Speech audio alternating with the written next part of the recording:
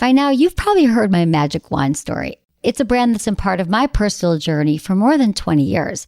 But no matter how many times I sing Magic Wand's praises, I'll never be able to fully capture the story of this incredible brand. Well, now journalist and author Kate Sloan just completed a limited audio series documenting the history and impact that Magic Wand has created over the last 56 years. It's called Making Magic. And the series chronicles Magic Wand's incredible brand story through interviews with nearly 40 experts, performers, business owners, educators, and fans. So I got a sneak preview of this series, and what I loved is that Kate weaves together snippets from all their interviews into this amazing story arc. She covers Magic Wand's journey from appliance store massager to its legendary influence on culture and sexual independence, and it's all just fascinating. The first episodes of Making Magic are available now at makingmagicseries.com or on all popular podcast platforms. Just search for Making Magic or visit makingmagicseries.com today. Thanks for listening to Sex with Emily. On today's show, I'm joined by co-founder of Dame Products Alexandra Fine to talk about women in sex tech, the ins and outs of running a sex toy company, and the G-spot debate. What is it? Where is it, and why you should never question its existence again? Why having an STD is not the end of the world? And are you a one and done kind of person? How to stop losing interest in your partners after the first sexual encounter? All this and more. Thanks for listening. Look into his eyes. They're the eyes of a man obsessed by sex. Eyes that mock our sacred institutions. Bedroom eyes, they call them in a bygone day. Hey, Emily, you got a boyfriend? Because my man E here, he just got his heart broken. He thinks you're kind of cute. A girl's gotta have her standards. Oh my. Do women know about shrinkage? Isn't it common knowledge? What do you mean, like laundry? It shrinks? Can we not talk about sex so much? Are you kidding me? Oh my God, it feels so good. Being bad feels pretty good. But you know, Emily's not the kind of girl you just play with. You're listening to Sex with Emily. We're talking about sex, relationships, and everything in between. For more information, go to sexwithemily.com. Check it out. Check out our website because it's a good time. And you can also follow us on all social media. It's at Sex with Emily across the board on Facebook, Twitter, and Instagram. And here's the fun news. You can listen to podcasts pretty much everywhere that you're hanging out these days. Spotify, Google Play, iHeartRadio, SoundCloud, if you're into that sort of thing, everywhere. So thanks everyone for listening, checking us out on iTunes. I appreciate when you review us there. It helps the show. And that makes me happy because I want to keep doing shows because I love you all. And I also love my guest. She's amazing. Alexandra Fine. She's the co-founder of Dame Products. You know I love a good sex toy. She is an innovative woman. She's a master's in clinical psychology from Columbia. And she focused on marriage and sex therapy. So we're going to talk about that. She also realized, well, what's going on with women in sex? Women aren't having great sex. They deserve more orgasm. So she's very innovative and started Dame Products. And I just adore her. CEO and co-founder of Dame Products, Alex Fine. Hi. I'm so excited. She came from New York, stopped by, said hello. We're going to get some dinner. But first, we're going to talk business and sex. So welcome to the show. Tell me, not everyone knows about your journey here. So tell me about your journey with Dame Products. Yeah, so Dame Products has been a company for a little over 4 years now. It was started by myself and my co-founder, Janet. Janet went to MIT for mechanical engineering. And as you mentioned, I wanted to be a clinical psychologist for a long time. I got my master's in psychology at Columbia, and I had worked at Planned Parenthood and really focused my studies on sexuality, women's studies. But ultimately, I'm not very good at listening, and I'm really impatient. So I was like, let me see what else is out there. I worked in a consumer goods company. I loved it. It was like a 3 to 4 person company, depending on that part of my journey. And I was like, oh, I love entrepreneurship. This is amazing. What if I made sex toys? Like, I can put my passion for passion and mix it with entrepreneurship and maybe more effectively impact women's sexuality that way. Right. So what about sex toys before? Like, why a sex toy? Had you had experience with sex toys before? Oh, yeah. So you were a connoisseur fan. Yeah. So I am 30. In 1998 is when Sex and the City had that rabbit episode. It was like 20 years ago this month. It was 20 years ago. So for me, I definitely felt growing up like sex toys were like risque, but like everybody's doing it. Right. Like, and I knew where Babeland was because I grew up outside of New York City. So I, in some ways, like, you had used vibrators, I think probably maybe around 16 starting, maybe. Okay. I don't know how I got one.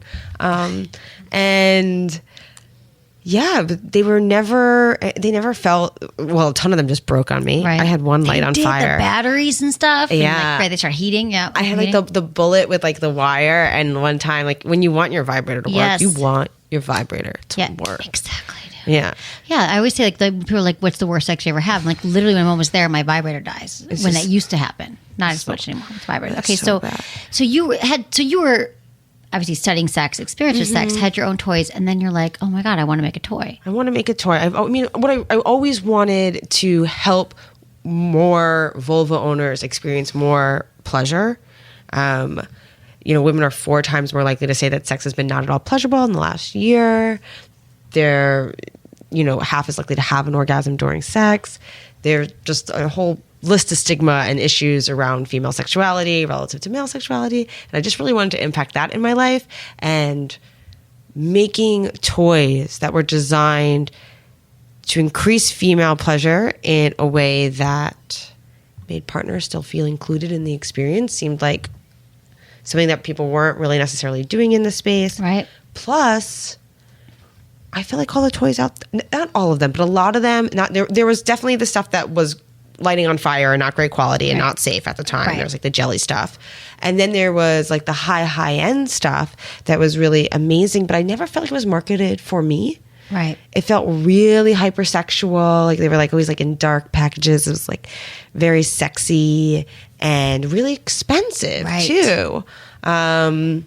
It's so I funny. felt like, It's true. They were, when they changed I'm trying to think, it's probably about 10 years ago, 12 years ago. I think you mentioned that. I was reading something you wrote about Jimmy Jane, like early on when they started, and it was like that was the first one. Yeah.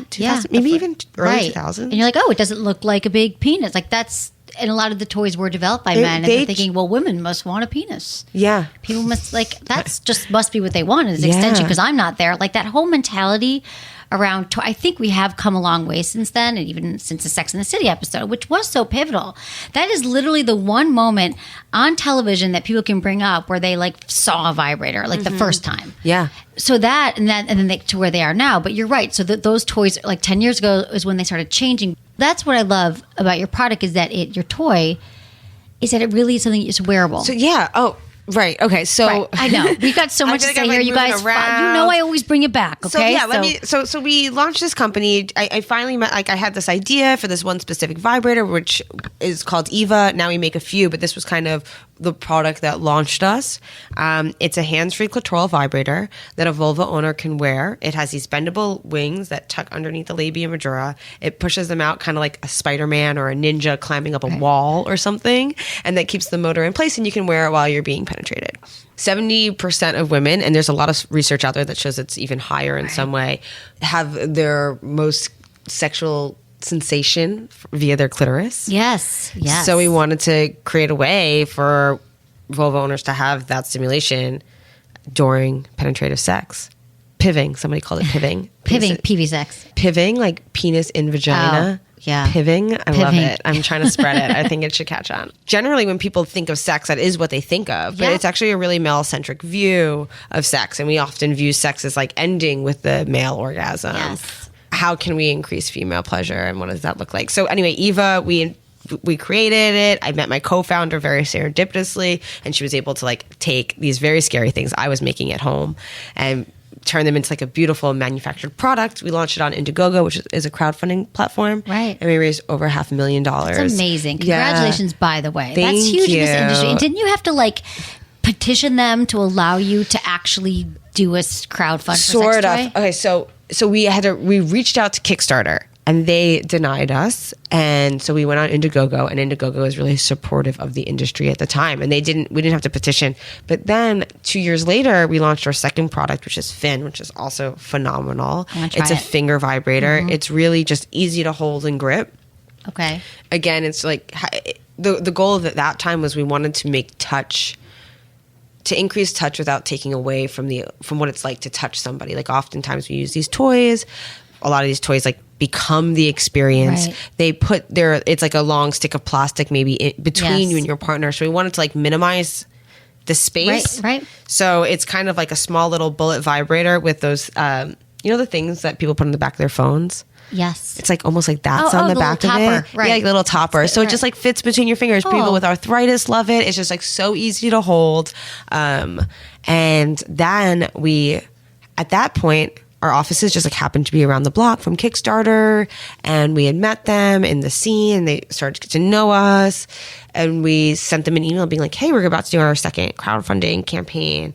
We're just, curious how you guys feel about us maybe using the platform. And they kind of came back to us and they were like, you know what, we've reviewed how we feel about the space and what the space can be. And like, you've changed our minds essentially. And they let us on the platform. That's amazing. Yeah, it was a tough decision because we had such a great experience with Indiegogo, and we felt like we were I see. It was switching. Indiegogo, Kickstarter. I get it. Right, because they're like two competitors. Okay. But it was just so amazing to be the first. Yes. Yeah. Right. They're two separate platforms. Following you going, which one? Okay, got it. Mm-hmm. You're also, learned a lot through the last 4 years you've been doing this, I'm sure, from vulva owners. I'm trying to get better at this, really, people. Like, you have to. It's true. People with vulva owners. It's hard because on the internet, this has changed. Like, just so my listeners know, like, we could say woman, man, but that's really is assumptive right now with different gender identities. Like, to say person with a vulva, person with a penis owners.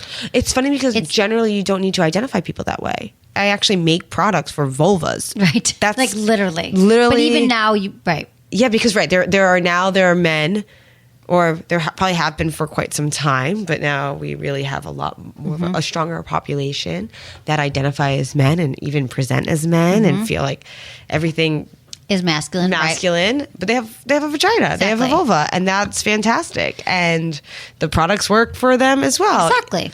Even though actually sometimes testosterone can change your vulva a little bit. So there are different shapes, right? Which is something that we get to think about in product development. Right. Eva fits different people differently. It depends on how enlarged your clitoris is, which is what testosterone often does to the clitoris. Right. So if it gets really enlarged, it will kind of be hard to wear Eva. Okay.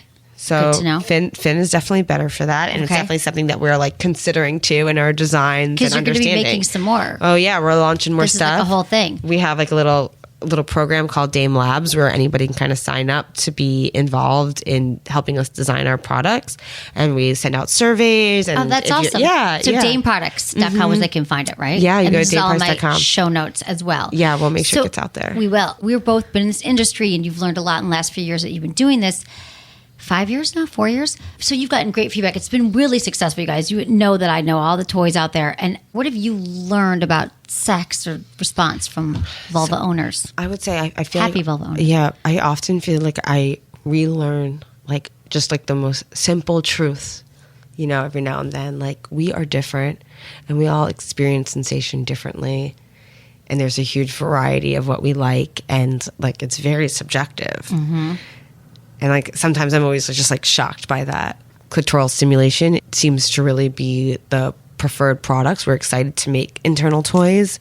Something I've personally learned is how much I like internal toys. I didn't know until I actually started. I've been more aggressively trying out sex toys since now that I have a sex toy company. They send them to you. Well, crazy, right? Yeah.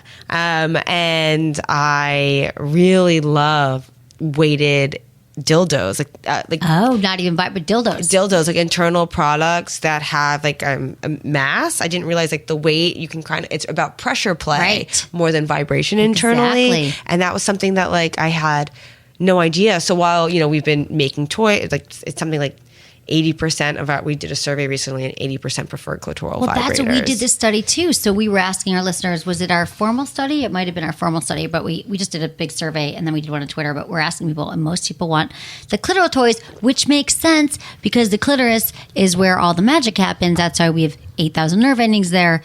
And it's not just that little bud. So that's kind of the entree point, but so many toys before were oriented towards that.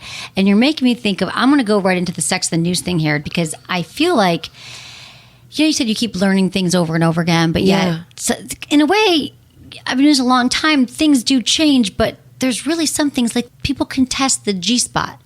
And does it really exist, or why does it exist, or how do you explain where it is? I also find that people that I am close with in my life, not just listeners, but they're like that I think would know or would be more familiar are like, does everyone have a G-spot? Like women friends of mine. And I still feel like we're so insular in this industry in many ways, but yeah, that people are surprised by it or they still want to know where it is. So what is the deal with the G-spot? So over the years, but they're having conflicting ideas over what it is. And it was invented by Ernst Grafenberg, which I always think it's funny that a man was the one who was like, hey, there is this G-spot. It is real. So why is there controversy? So it's more complicated. And it's not just like a spot. It's really like, oh, well, is it actual anatomical structure? Like our doctors in medical school going, and this is the G-spot. Right. You know, it's more about the tissues that are, and some people think it is an extension of the clitoris. Many theories abound about the G-spot. You know, it's real and pleasure, whether or not it's a myth. It's understood by medical professionals and sexual experts like ourselves here, to be part of the urethral clitoral complex. It extends inside the body up to 5 inches, well into the labium and abdomen, and the G-spot is part of the clitoris. Some say that the back end of the internal structure. I just wanted to discuss with you about, because you just brought this up about the toys, like people often think that the G-spot is this holy grail of orgasms and there's something wrong if we can't have it. Freud.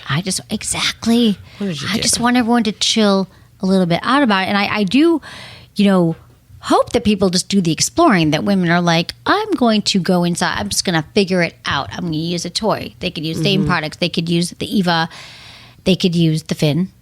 I always say, if you are looking for it, do a little research, knock out that orgasm first, the clitoral orgasm, and then it can help you more engorge the G-spot. So let's just talk about your thoughts on the G-spot, all that we threw out there. My thoughts are that if people are reporting the experience, then it exists, right? Like, done. I just really don't know how we, you know, like I think Kinsey had, reported that there was somebody interviewed who was able to orgasm from rubbing their eyebrow. Yeah. So like, you know, that's what, right. And your thoughts, like whatever brings you to orgasm is great. And if there is a spot in your body that seems to have some kind of nerve connection that gives you pleasure in your brain, then that for you is a spot. So like it exists. It does exist. So how would you explain it? Okay. Where's the G-spot, Alex Fine? The G-spot is on the frontal wall. It's about usually 1 inch to 2 inches up on the front wall, and it kind of changes like squishiness. I think. Yeah. And it's like you put a finger inside, come hither motion towards the frontier wall, and you can find like a rough, like an apricot pit or peach pit. Ooh, like that. Yes, like the can get rough and kind of swollen. That's how you can find it, by penetrating it, by kind of applying pressure. Yeah. So, and I think that another thing to do is to also, instead of just looking for it, to kind of like do that stroking, come hither motion that we're talking about, but go from side to side really slowly and see if there's a part where it does feel different. I think sometimes when you're just trying to hit the spot, you actually just might be hitting it over and over again, but you're not sure. Exactly. It's like try a different spot that doesn't feel as good and to feel more. Exactly, because you never know, because that's why it does help to be warmed up. I think just going in for it, that's why I love my clitoral toys, and I think that's for a lot of women, the clitoral orgasm is the easiest one. Yeah, but sometimes I even use a clitoral toy, and there's something like, one of my pet peeves with toys is when they don't have a low enough setting. Yeah. And I have to like layer, like where I'll like put like the toy underneath the pillow or something. Right. Or just leave your like 3 pairs of underwear on. So just to like, because it's a slow warm up, and that feels, for me, I like that. I agree. I like playing with the toys. People just I think what we're saying is that all this stuff about exploring, it really is important to not give up. Also, if you've just been looking in one way, but there's a lot of other sensations. One toy could give you so much pleasure. So yes, stroke. You got to keep looking for the pleasure spots. So when you said you've just discovered G-spot toys, prior to that, how do you orgasm? Like, how did you first discover it all? So I need to know. I actually have internal and external orgasms. Okay. So I think that's why it's harder for you to. I had to go on this spelunking mission. Yeah, so. But I definitely didn't really know where my own G-spot was. I also wonder if penetration being viewed as like sex, like and what sex actually is, if that like made it to me just like more taboo and dirtier, and therefore like I was into it more or something. And it was like, I remember when I was younger and I first started having sex, like literally having an orgasm within like the first 3, like just like because there was like a Wow. penis inside of me. And I wonder if it was even just more mental than it was. Yeah. Like I was so revved up, and those like first year or so of Yeah. having sex, it's like every time you're like, oh my God, are we going to have, Right. Is it like, are we going to do it? Like, that is not the situation anymore. Now Exactly. it's like, You're like, she's married. She's an old married. No, yeah, she just got married. She's yeah, not but old. like She's I've 30, been but dating right. somebody for a long time, or like even in your 20s, for me in my 20s when sex was definitely something I knew I wanted to do, and I was going to even go for it and all of that. Like, You had an orgasm within the first time the penis went inside of you. yeah, I was really. You guys, don't try this at home. This is not normal. This is very rare. I don't know how. I probably kind of want to hand how many times I've heard that someone had an orgasm the first time they had sex. I definitely, and I think I was orgasming when I was a little kid. So you were like masturbating, or you found Yeah. it. I used to like hump you all remember? my pillows, You were and like, that? and all my stuffed animals. Fluffy had, potentially a traumatic life. I'm not really sure how Fluffy feels about it. Right, but right. Wow, Fluffy was a pet. I was not a real pet. A stuffed animal. Not a real pet. No, we can't talk about that in the air if it was. But right, so you were one of those. I have such envy. I really do. Admiration, whatever, for girls who were like, kid, I didn't know. But everybody's different, and everybody True. explores it differently. And I think that makes your experience just different. And maybe in some ways, there's probably parts of it that I would feel envious of. And Probably that's what makes the world go round. Yeah. But really, for women, I was just like, God, that you had that. I think that is, and then I really liked it, and I wanted to talk about it, and I wanted to experience it more. Like I definitely felt like when I was younger and in my teenage years, like, you're a woman, you're either going to be a mom or you're going to be a whore. It's going to be one of those two. And I was like way more stoked to be a whore. Right. It just like seemed more interesting. I was Exactly, like, like, oh, I want to Mom. like, yeah. And I wanted to, How did that manifest? Like, look, a whore for you. Like, what did you do? Like in your brain or in your life? I think it's actually funny because I'm saying that like on one hand, and then actually what happened was I don't know if I wanted to be a whore. I know what it's you like mean, me, but you're because like just like the two structures that I think you're kind of given. Yeah, exactly. But good girl. I was like a good girl. girl. Am I going to sleep pretty slutty? Yeah, Like, but I was also like a goody in some ways. Like I was a straight A student, and like I got the grades. I'm going to yeah, go. I was like a tomboy too. I was really competitive with the boys, and in 6th grade, like some of my good guy friends wanted to know what kissing felt like, and I was like, oh, I could totally make that happen for you. And I like kissed 3 boys in one night, and that did not go over well in the school. Well, their parents got called. Like, No. Oh. I mean, like people were just mean. I mean, there's more to Mean. that.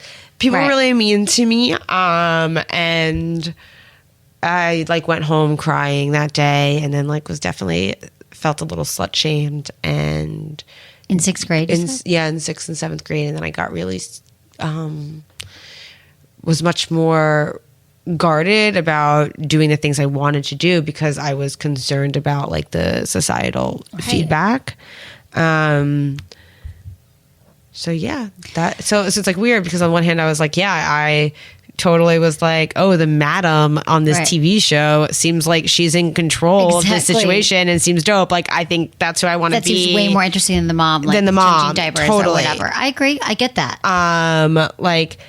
But then on the flip side, I definitely did not like the social stigma. No, it's so Not fun. true because everyone can be so mean. So what do we do now though? Like, because women are still not. Well, I guess in our businesses and our worlds, we're trying to change this, but women are not having pleasurable sex. They're not able to ask what they want. I would rather have women kiss and experiment in a safe way than not because they're afraid they're going to get ridiculed. That's what I think. I was more shut down because I was afraid of. I was just raised to be like a good girl in many ways, or that was what I told myself. But now I wish maybe I've made up for it. But when I was in high school, or I went the other way, like I'm just not gonna. I was afraid that if I made out with a guy or did something, had sex with someone, that they would judge me or that it would be a thing. So I was like, I'm not going to do that.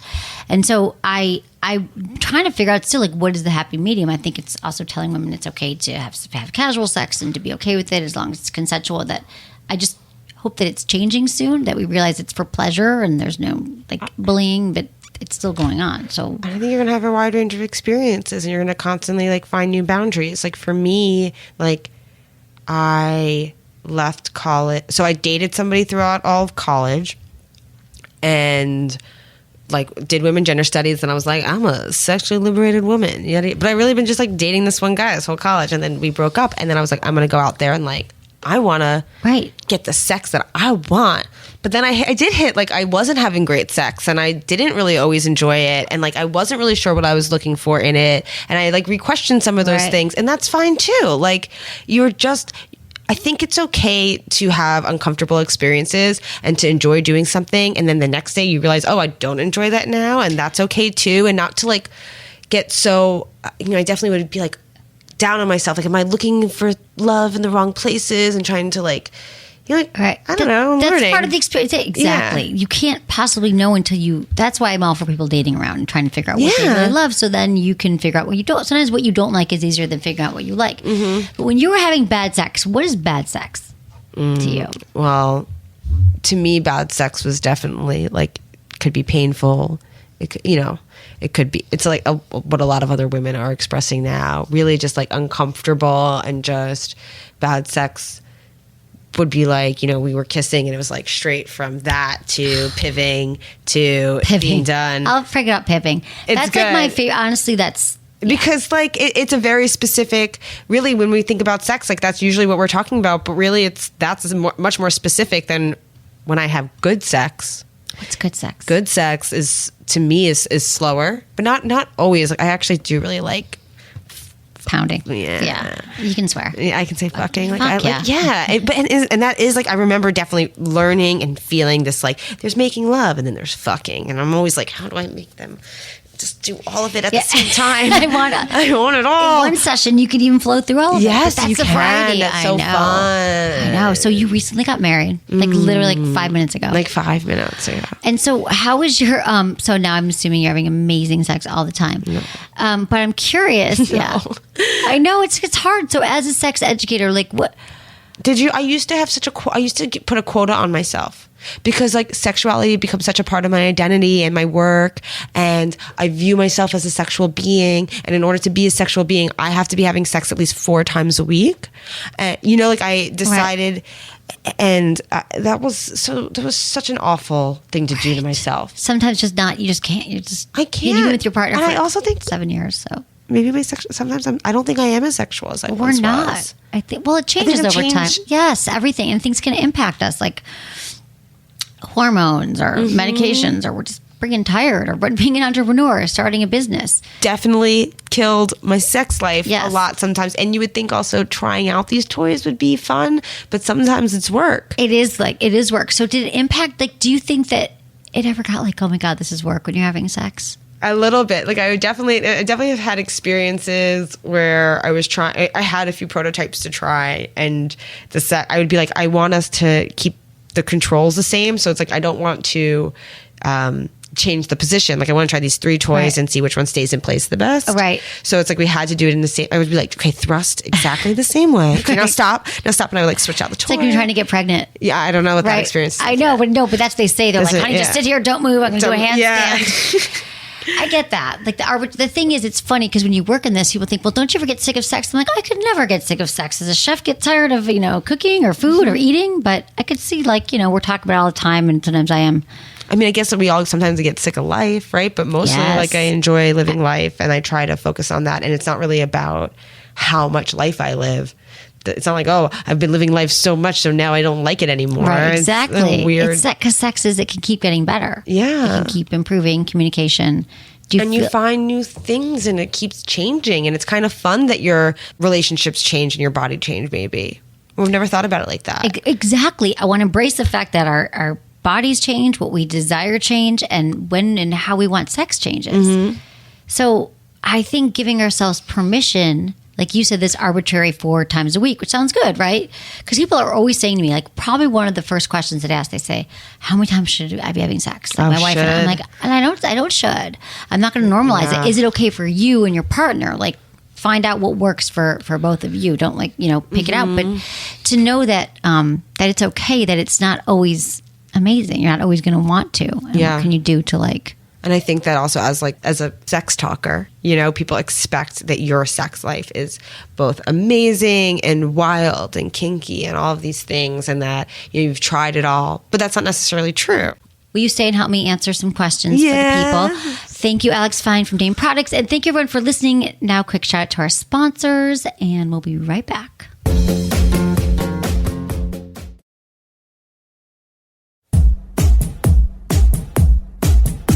Was there anything that being in this industry, though, that you did try that you never thought you would? Yeah, well, I think that like definitely starting a sex toy company for me gave me a reason to buy a lot, just to have so many sex toys, and really get to explore and experience them. I do wonder if I would have tried some of these internal products, Right? Because it's like, oh, I was doing these things, I was having a great time. So to go out and search for more, Right. I don't know if I would have. Yeah, exactly. I want to know how you think having more women in this industry is going to change sex toys and sex tech. Well, one, almost all industries were dominated by men for a long time. So, it's not just vibrators, but it is interesting that there have been so many men designing these products that are ultimately meant to please a female body, but they weren't testing them on there. They weren't asking. No one was talking about it. And they were designing these products that were very much replicate, like penises. Pivoting. For pivoting. It's like, oh, what do women must want more penises, I guess. And there's just like a lot of other things I think about the way sometimes they've been designed. I feel like it's not as common, but for a while they were putting like porn stars and stuff on vibrators. And it's just like, why would women on the boxes? I remember that up until about 10, 12 years ago. You're like, oh, I gotta hide this. Like that's what people think of it. So it has changed. Yeah, it was really interesting. I don't think that the marketers were acknowledging who the market was, or they were selling it to men to use on women. Like it was like vibrators were still ultimately for male pleasure. And like even like the way like what is up on a vibrator, like when you're using it on yourself, it's like you are using it upside down a lot. That's how they're designed sort of, but people are starting to change that. Exactly. They try to change where the buttons are. They're like, oh yeah, it kind of makes sense. Yeah, like exactly. women, when I think women see that, or if you have the right equipment to try the products, you can make the products better. Well, exactly. There's a more likelihood that you'll be able to make exactly. better, You actually have the clitoris that you can measure to put around. Yeah, like and Janet, test it. like we like have 3D printers in our office, so we like 3D print our prototypes, make them in house, and we could literally go into the bathroom. That is so cool. And we'll be like, oh. Do you guys do that? It must be fun in your office. Yeah. It is a fun. But I will say, like, I was talking to, I was out with a bunch of friends, and people were talking about if you've ever masturbated in the office. And like people were going around and talking about it, and I was like, well, like it's funny because like I have masturbated in the office for work, like because I had to. You had to, right? Which is very different than everybody else there, and I don't find it enjoyable. It's not actually like I'm masturbating. It's like I'm just trying to like feel this actually out. thinking, Like, probably have a little notepad next to you. Exactly. It's like not. It's not sexy. It's not sexy. I'm not doing it for sexual, which is challenging. It probably would be better, or it is better experience when I go home and really get to experience it in the whole way that I would naturally do it. We'll do that, and then we'll like change the way the ridge is, or change like how you and your partner must be really close. You and Jen, are you like, hey, I just tried this ridge. Go in and you try it. It's funny because I think, yes, we are close. And I think the team, though, in general, does a really great job of kind of like objectively talking about their experiences in a way that isn't like about sensuality. Right. It's just kind of about their objective experience, exactly. so we can make the toy better. Right. But it still is... We still talk about our vaginas. Like we are, like, I think it really helps, and it is really hard. We just never want anybody in the company to feel uncomfortable, but we also want them to feel comfortable to like just help us make this product better. Right. Yeah. I wish that more, this is the other thing, my wish for women, vulva owning people, vulva having, is that we do just celebrate it and feel more comfortable about it, and that we are like, we're not so secretive about everything that's going on. Like I definitely think our periods and needing tampons, or how we're changing and our moods change, and how I don't know. I just think this whole like embarrassment around it, like just celebrating it, loving it, looking in the mirror. Like it makes us human. If you haven't done this yet, like I don't know if I've talked about this in a while, but take a mirror and just take a look. And at first you'll be like the first time I heard my voice, maybe through on mic, I'd be like, oh, that's my voice. And I'm like, okay.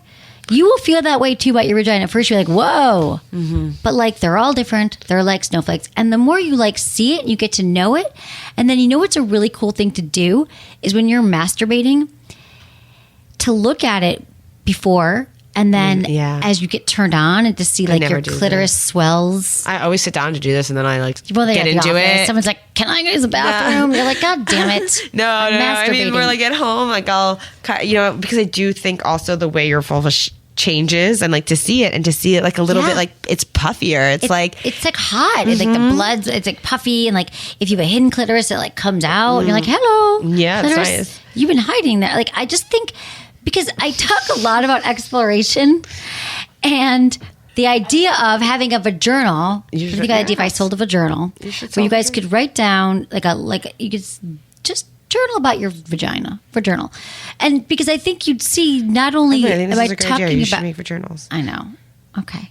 We trademarked it. All the exploration that you're doing, you're trying it out, you're figuring out where's my G-spot, where's my clitoris, like what's turning me on. And then if you're actually looking, so I feel like I need to talk about this more, you guys, because then you're going to understand that when you're masturbating or when you're having sex, you will know more. Like, actually, since I'm so familiar with mine now, I'll be like, oh, I know where the sensitivity is on the upper left part of my clitoris. Like, I know it more. And then that's helped me guide my partner by looking. So I think that could be a bridge for a lot of women to look at their vagina in that way. Yeah. And watch how it changes and grows and blossoms. I definitely also think of finding like a lexicon, like some words. Like I really like the term like orbiting and layering, which I found really helpful with me and my partner. Well, tell me. Like orbiting is like rubbing around my clitoris, like you orbit it. Yeah. So not direct stimulation. So sometimes I'd be like, I don't want you to touch my clitoris like directly, but orbiting, he's like, oh, I know exactly what you want now. Right. And if layering is like, I want you to kind of put my lips on top of my clitoris and rub my labia lips. This way it's again, like it's non-direct clitoral stimulation. And just when I learned about those words or like had that language and then I could explain it to my partner. Those are really good words. Those are great words. It's like kind of mansplaining Yeah, but like it's hard because it works. I mean, like we have all of these terms for like specific ways to get balls in a hoop. Like there's a difference between like a layup and like we should have more words for how you touch. You're so right. And I want to get back to this what you just said about I know what you mean about your labia coming over the clitoris or like using it to circle, to layer or to orbit to layer. Anyway, a lot of women do require indirect clitoral stimulation, and the clitoris is not just the little bud. It's actually there's so many nerve endings there. That's why we can't say the G-spot yet. The clitoris, it's all. Let's just tell you that it all feels really good, and this is why exploring it is important. And that when you're doing that, it's like you're still pulling on the nerve endings, are still kind of tugging at them, if you will, or with the layering and the orbiting.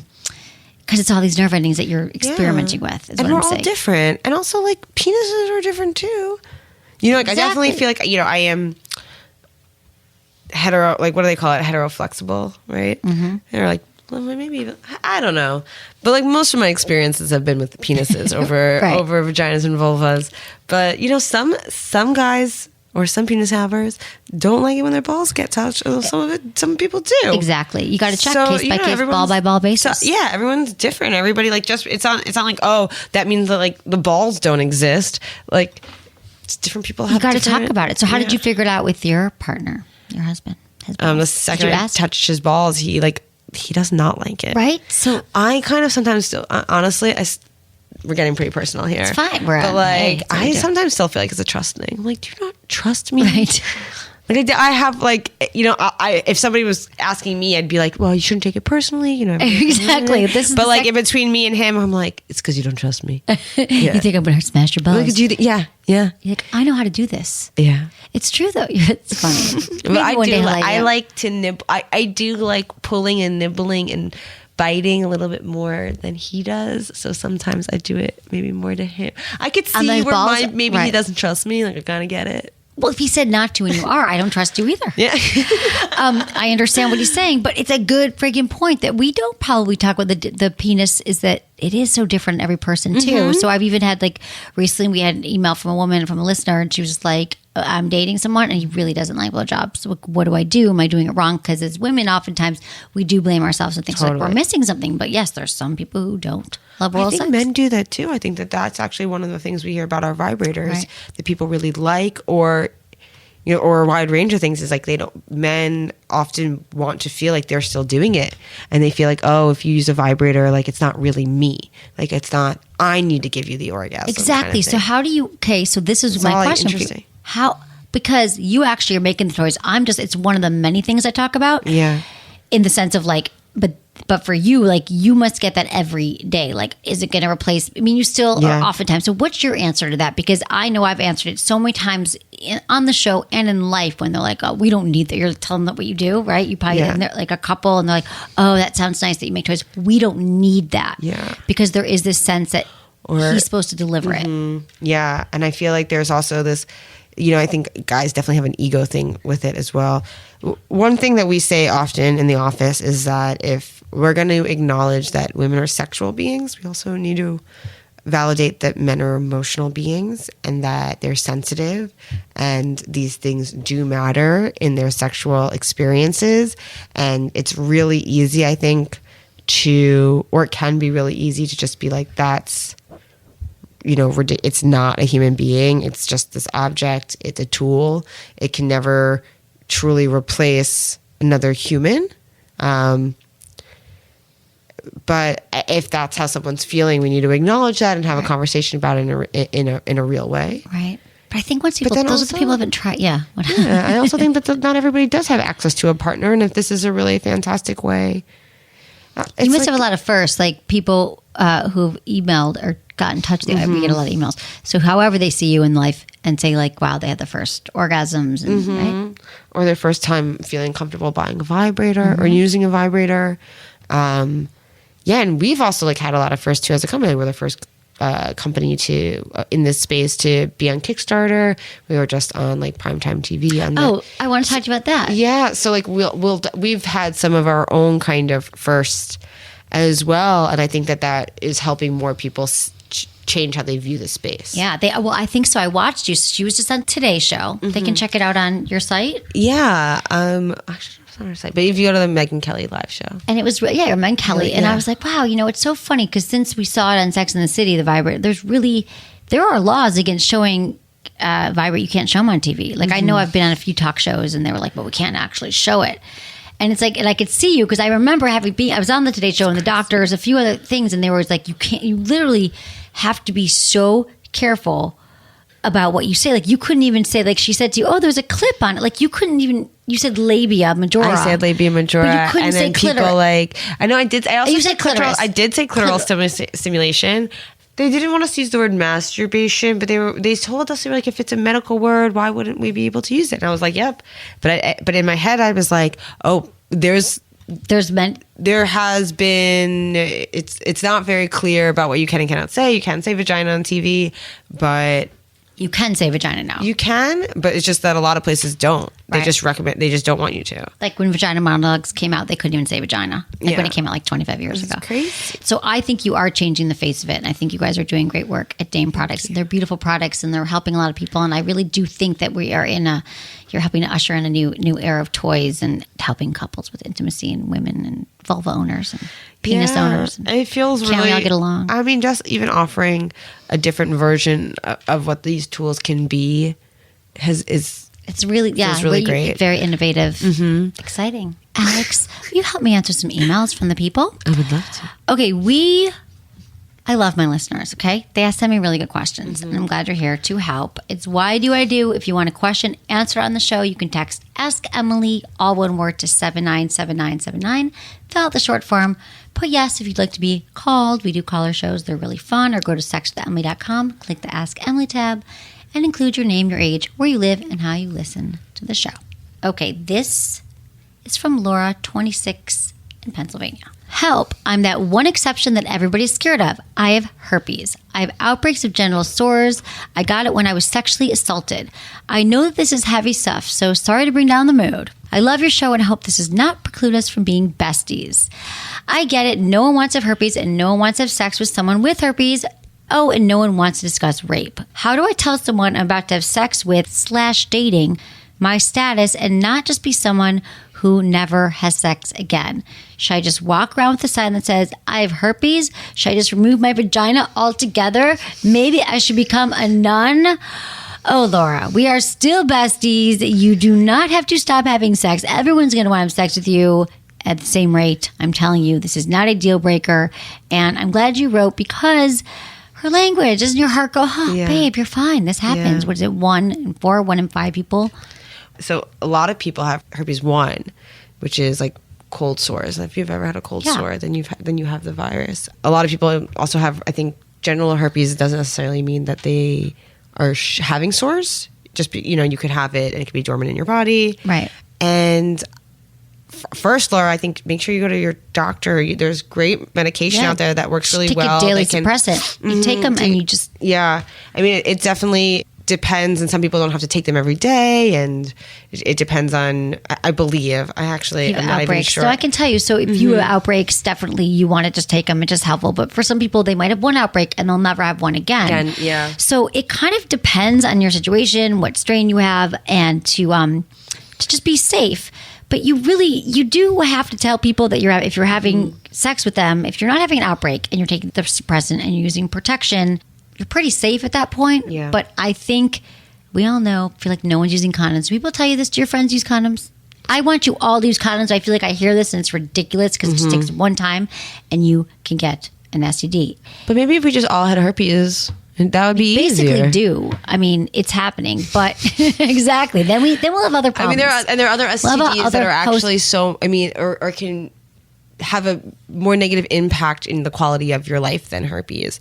So, it's not true for all STDs. Right, exactly. But it's not a deal breaker. Your life is not over. It is not a death sentence. You just want to be honest and just say, I want you to know, I have herpes, I'm taking daily suppressant or whatever method you decide, and I'm using protection. And the chances are, again, you don't know if someone's a carrier or not, but you just have to be honest. Yeah. Just say if you have any questions, they can ask you questions. But I don't think it's like babe, I'm so afraid you. This is the language. This is what I want to say to you, Laura. This is the language I need you to change here. I need you to change your entire mindset that there's something wrong with you, that you have some scarlet letter, that no one's going to want to sleep with you, that you're wrong, and your life is impacted in the way that you're never going to have sex again. This is not that. So when you're talking to someone about it, it's more like, I just need you to know, it's straightforward. Mm-hmm. You don't have to keep talking about it for hours. You don't have to apologize. You don't have to, hey, I have herpes. It's really common. Hopefully you're taking a suppressant and we use condoms, and I just want you to know. There's also some really great people out there that are doing herpes stigma work where they're, I think coming out as having an STD, I had HPV, I got HPV. I mean, probably still dormant in my system in some way. Yep. And I remember how hard it was to tell people even that, and how then I kind of got really addicted to telling everybody because I felt like everybody needed to know that. Is that the HPV? I understand your tattoo now. Just kidding. She doesn't have a tattoo. But what if she did that said HPV? That's how excited she was. No, but I just wanted everybody to know. I didn't even know it existed, and I didn't know you can get it the ways I had gotten it and all these things. So, I really wanted to. It? Well, I mean, I got it.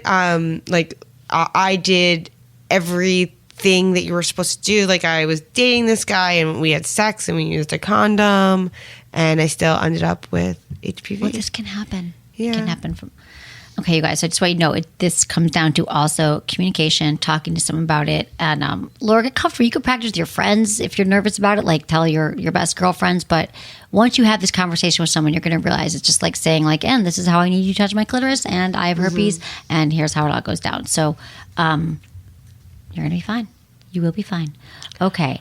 Oh, no, and then I went on the pill, and then I think that's when we had gone just the whole thing. I don't remember what happened, but I remember feeling like I did all the things. But you can't even really know. It could be from... Because he could have it dormant in his body. So it could be from oral sex. Mm-hmm. It could be from, we don't know, kissing. Yeah. There's a lot of different ways to get a lot of different things. So just you guys, go to your doctors, use protection. All that is important. There's good condoms out there too, you guys. If you they're uncomfortable, they make sex worse, you can actually... I love skin condoms. Lifestyle. Share your personal narrative too. I know it's really hard, but it's so helpful too for other people. Well, this is saying what you just said about once you were so scared, and then once you told people, it got a lot easier. He goes, that's how life is. So that's all the things, like your secrets. They say this in AA. I'm not sober, but I know, I just love it. I'm like, but sometimes I wish, because I've been to meetings, I think, with friends, whatever. They're like, you're only as sick as your secrets. Meaning, like, the more, like, when you speak your truths and you're really honest, you realize it gives you so much, being vulnerable and being open. So you'll true. be shouting from the rooftops that you have herpes. I mean, I think that's also why I was so interested in sexuality, because it was like a truth, and it did seem like something worth talking about that we weren't supposed to talk about, and it was like a forced secrets.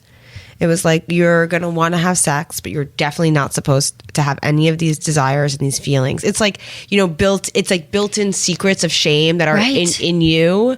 And I just really wanted to get those out. Exactly. I wanted to talk about it. I was like, I like talking about poop too. Right. Poop is a huge crowd pleaser. Yeah. It's a lot. I think people feel it's like easier talking about poop. We all poop. Also, money is another thing that people have. Yes.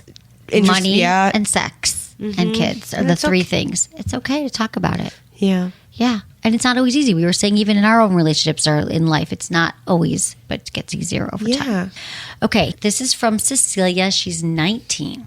Hello, Emily. I wanted to email you because I've been listening for a while and need your help. All caps. I've had sex with 2 guys, and I find that the moment I do, I stop liking them. This is probably because the sex that we have is terrible. For both people, I've tried different positions, been encouraging, given and received oral. Maybe it's because we're inexperienced, but whatever, I try. I don't end up enjoying it. I find myself craving to have sex with these guys, and then when I do it, all I want to do is stop and do other things. I'm great on my own, but for some reason, when I add someone else, it doesn't work. Am I just really bad at sex? Thanks and love you. Oh, okay. So Cecilia's 19, which I think is amazing that you're emailing and you're listening. So thank you, because I think at 19, I didn't even know to ask about sex. So I love this. And I love that you're experimenting and encouraging and know yourself. I mean, that you're working on yourself. But I don't want to pathologize you and say that, like, that there's like a problem here at all. I feel like, in my mind, like the fact that do you ever those periods when you were dating and you're like not into anybody, or you're learning yourself? But I've even had periods like with my current partner too, where like we'll start having sex and I'll feel, well, it's a really different issue where it's like, and we're doing the same thing we did yesterday or like last week. And like I've definitely have had feelings where I've been really into it, and then we start having sex or something, and like I kind of lose it. Right. I mean, I definitely feel for me actually as I've gotten older and I have more in my mind. Well, that's like it's just about like staying present. Exactly. It's our mind pulls us out of it. Yeah. But I was going to say that she should maybe you need to be single for a while. Like take the pressure off yourself to find the one. Because 19 is a good time to just date around. Because she said she has sex with them and then she doesn't like them, or she has sex with them and the sex is bad. So I feel like it would be a good time for her to go out and just start communicating her needs to whoever you're with. And it also, if she's having sex with other 19-year-old boys, they're also probably learning. Everybody's learning at the same time, and nobody really knows what they're doing. But I think it's really awesome that she's having solo experiences that are enjoyable. That's definitely a really good place to start and to learn about your body so you can have the language to express what you like. And then I would also maybe suggest like playing a slow, I mean, I'm going to make an assumption. I definitely find that a lot of my partners, they just need to slow down. Yeah. Just slow down, like touch softer. And this, could be my personal experience. No, I'm telling you, that's it. Everyone so like needs do slow some down. like sensei, like do like some like meditation and like massage each other and try, maybe like try creating like a game about sensation and play, and just like closing your eyes and like mindful touching and see where that goes. I think you're right. Okay, especially at night with the testosterone at 19. Like I feel like there's a lot of rushing through it because they're new at it as well, and like no one's slowing down. Like, brain, like that's can't how help it. Testosterone. And every time you see sex too in the media, it's like goes from like kissing to like heavy petting to pivoting so quickly. And I feel like that's what you think you want, and you're like really into it. And like I definitely I know Come As You Are by Emily Nagasaki. Yeah. Nagasaki? Nagahowski. Nagowski, I think. Nagowski, Right. yeah. I think it's it. She talks a lot about having like these accelerators in your brain and brakes in your brain, and like there's just something that happens and you're like super turned on, and then when you're turned off, you are turned off. So like it's a really natural feeling that you're feeling. Right. Exactly. And learning how to play with it. And I love the idea of slowing down. I always say to go 5 times slower than you think, or 3 if 5's too much, because 5 seems like people really get it. But whatever you're doing right now, I guarantee for men and for women, we can all stand to just slow down a little and be more mindful. Like you were just saying that you get in your head sometimes. Yeah, you have business, a lot more concerns going on. And I find that too. And it's funny because even though I'm giving advice all the time, going back to like what I do and how my sex life is, I still find that I wander. But what I've learned is this: I can bring myself back, and I'm so. But it took me so long. I mean, really, just even it just doesn't get as far now. Where I'd be really turned on, and then I'm thinking like, oh God, I didn't text this person back. Right now, I can't have sex, And then it's really a choice in that moment to say, I'm gonna let that go. I'm gonna go back into my body. I'm gonna slow it down. Go back to kissing. Like at any moment, what I want Cecilia to learn and everyone to learn is that. At any moment, you have the choice to stop that train of sex. Like if it's going too fast, or if you're not feeling it, and to just go back to the basics, the kissing, the touching, and then rebuild again. Definitely to rebuild again. Rebuild it again. Bring it back up again. Okay, so thank you, Cecilia, for that question. All right, that is our last email. Alexandra Fine from Dame Products. I'm so excited to see you here in California. Congratulations on all of your success. Everyone can check you out. DameProducts.com. A Fine Human on Instagram. Yeah. And Dame Products on Instagram and Twitter. And anything else you want to say? Any last words? Everyone can check them out. They're great products you can wear. You can wear them during sex. Yeah. Wear them. They're great. There's like Finn is like a no grip handheld vibrator, and even it's wearable, it stays in place. We also have a pretty cool return policy, which is like really unique in this space. It is. Yeah. We just want people to be happy and enjoy and feel like they can take a risk just like any other product. Yeah, totally. Yeah. You're doing a good job. Thank you. Thank you, honey. Okay, thanks, everyone. Thank you for listening. Thanks to my amazing team, Ken, Sarah, producer Jamie, and Michael. Was it good for you? Email me, feedback@sexwithemily.com.